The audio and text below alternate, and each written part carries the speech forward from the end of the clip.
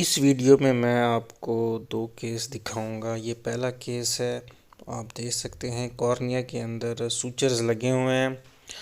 तो इस पेशेंट को केराटोप्लास्टी हुई है और अगर आप देखें सुपीरियरली 1 o'clock के ऊपर एक सूचर जो है वो ब्रोकन है और पेशेंट को इरिटेट कर रहा है। और पेशेंट आया हुआ है कि इसका ये जो ब्रोकन सूचर है, स्टिच है, इसको रिमूव करना है।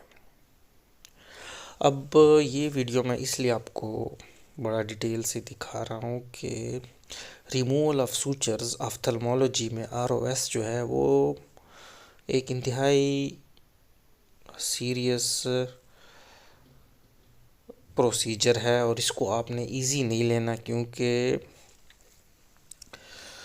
इसको आपने स्टेराइल एसेप्टिक इन्वायरमेंट में जिस तरह आप कैटरेक्ट सर्जरी करते हो उसी तरह आपने स्टेरलाइज्ड इंस्ट्रूमेंट के साथ पायोडीन डाल के इसको रिमूव करना है, स्पेकुलम लगा के।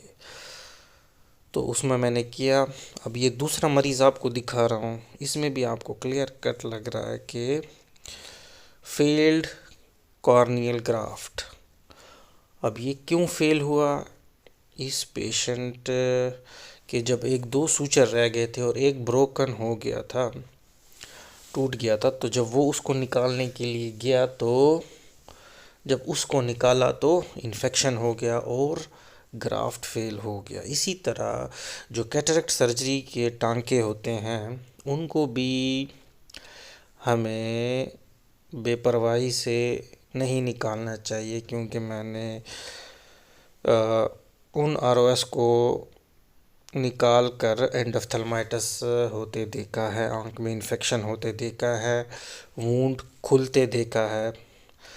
तो हम रिमूवल ऑफ सूचर्स को ROS को एक इंतहाई आसान मामला समझते हैं, लेकिन ऐसी बात नहीं है। इसीलिए मैंने ये दोनों वीडियोस आपको दिखाई कि केराटोप्लास्टी एक इंतहाई इन्वेजिव और कॉस्टली प्रोसीजर है। तो अगर आप थोड़ी सी एहतियात करें रिमूवल ऑफ सूचर्स में तो उसकी जो है सक्सेस रेट को आप बढ़ा सकते हैं और पेशेंट की मिजरी को आप कम कर सकते हैं। इसलिए मैंने आपको ये दोनों केस दिखाए, एक में failed keratoplasty due to suture removal और दूसरे में मैंने आपको दिखाया कि किस तरह मेरे पास आज एक ब्रोकन सूचर वाला पेशेंट आया और वो मुझे कह रहा था कि क्या हम इसको घर पर निकाल सकते हैं। मैंने कहा बिल्कुल भी नहीं, और मैंने फिर उसको पायोडीन डाला, स्टेरिलाइज्ड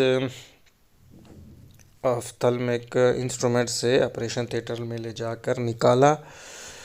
और कुछ सर्जन्स जो हैं वो तो प्रॉपर जो कैटरेक्ट सर्जरी की स्टेरिलाइजेशन होती है ऑफ साइट लगाकर रिमूव करते हैं, जो कि बहुत ही अच्छी बात है।